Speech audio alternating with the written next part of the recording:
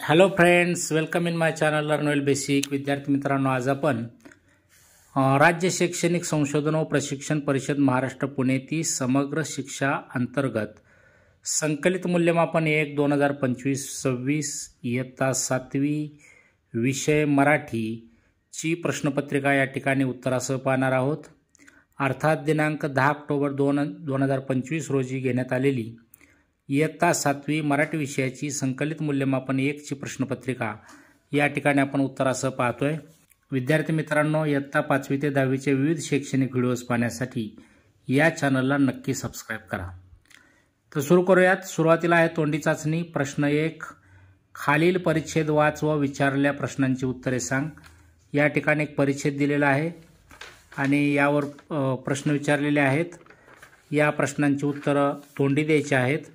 त्यातला पहिला प्रश्न पहा. वरील परिच्छेदाचे प्रकट वाचन कर. दुसरा, लक्ष्मीने वसंतला कोणता प्रश्न विचारला ते सांग. तिसरा, भाजी व आई या दोन शब्दांसाठी परिच्छेदात आलेले शब्द सांग. आता पाहूया प्रश्न दुसरा. इयत्ता 7वीच्या पाठ्यपुस्तकातील तुला आवडणारी कोणतीही एक कविता तालासुरात व साभिनय सादर कर. 4 गुणांसाठी प्रश्न आहे आणि या प्रश्नाचं उत्तरही तोंडी द्यायचं आहे. लेखी चाचणी. प्रश्न तिसरा, खालील परिच्छेद वाच व त्यावर आधारित विचारलेल्या प्रश्नांची उत्तरे लिही. या ठिकाणी परिच्छेद दिलेला आहे, तो परिच्छेद तुम्ही वाचू शकता. त्याखाली दिलेले प्रश्न पहा. चौकट पूर्ण कर.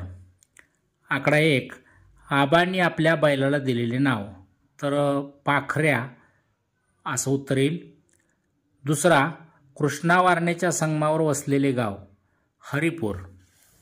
पहा, परिच्छेदाच्या आधारे पाखऱ्याची शारीरिक ठेवण याबाबत 2 ते 3 वाक्यात वर्णन लिही म्हटले. तर याचं उत्तर लिहिताना आपल्याला पाखऱ्याची शिंगे टोकदार होती व वशिंड ऐटदार होते. तो उंच होता आणि लांबही होता. त्याच्या शेपटाचा गोंडा काळाभोर होता.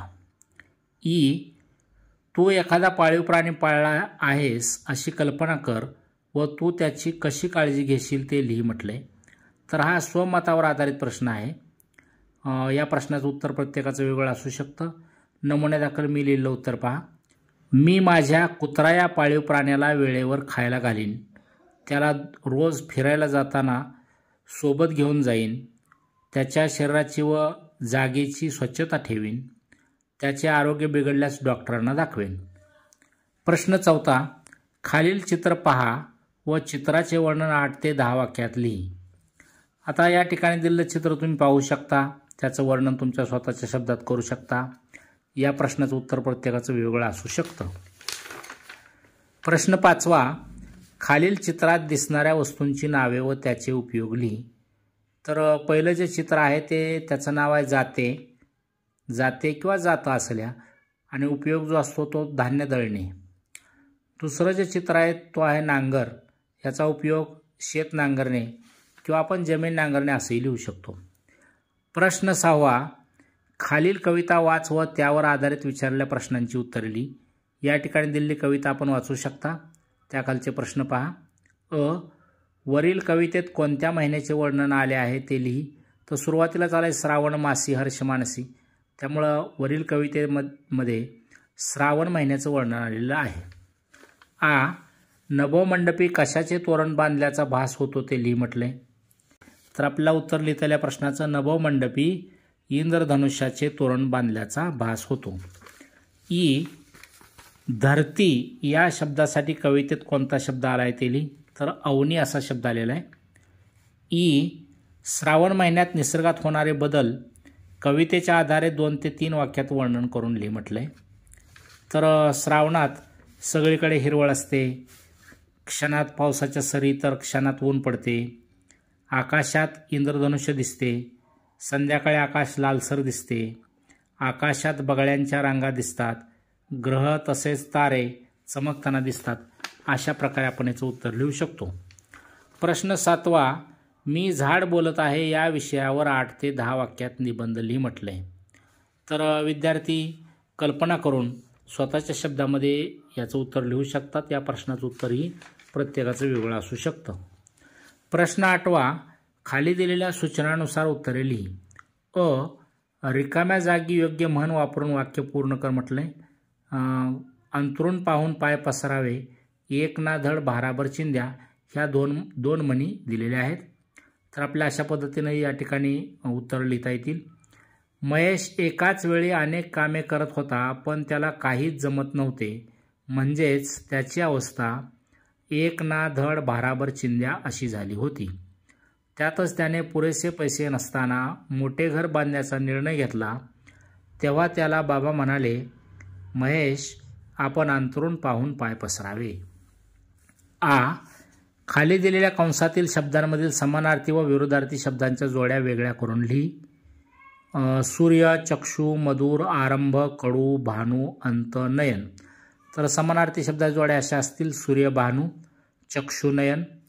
विरोधार्थी शब्दाच्या जोड्या असतील, मधुर, कडू, आरंभ, अंत. प्रश्न 9. खाली दिलेल्या सूचनांनुसार उत्तरे लिही. त्यातला खालील शब्दांपैकी शुद्ध शब्द ओळख व योग्य पर्यायाला गोल कर. तर पहिला पर्याय बरोबर आहे, प्रदर्शन.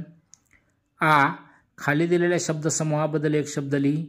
डोंगर पोखरून आरपार केलेला रस्ता, तर त्याला आपण बोगदा म्हणतो. खालील वाक्प्रचाराचा अर्थ सांगून वाक्यात उपयोग कर.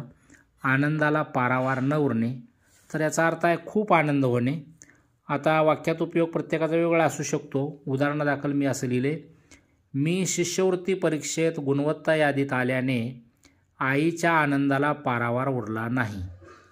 प्रश्न 10. पाऊस व छत्री या दोघांमधील संवादाची कल्पना कर व संवाद लिही म्हटले.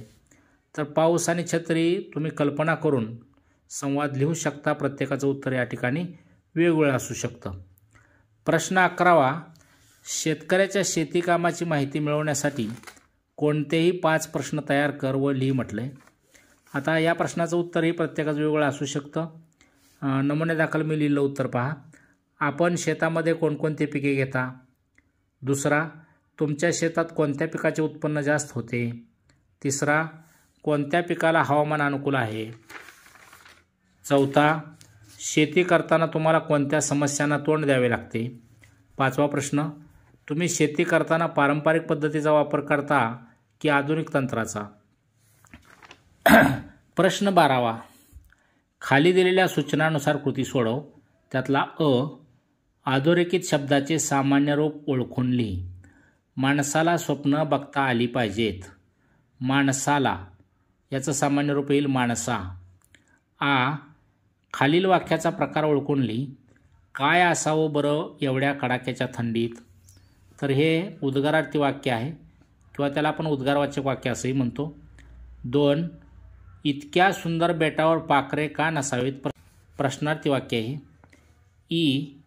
खाली दिलेल्या अव्ययांचा वापर करून प्रत्येकी एक वाक्य तयार कर. पूर्वी.